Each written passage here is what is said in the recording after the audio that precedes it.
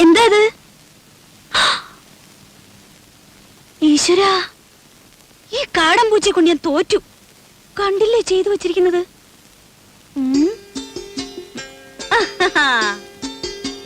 Hi. പൂച്ചയായാലും ശരി, ആരായാലും ശരി, ഇന്ന് അതിനെ പിടിച്ചിട്ട് എന്നെ ബാക്കി കാര്യം. കുറെ ദിവസമായി രണ്ടിനെ ഞാൻ തേടിക്കൊണ്ട് നടക്കും. ആഹാ, അത്ര കൊള്ളില്ലല്ലോ. പിടിച്ച ഞാൻ വെറുതെ വിടൊന്നുമില്ല. തൊലി ഉരിച്ച് കൊത്തി എരിഞ്ഞ് കഷ്ണം കഷ്ണം ആക്കും.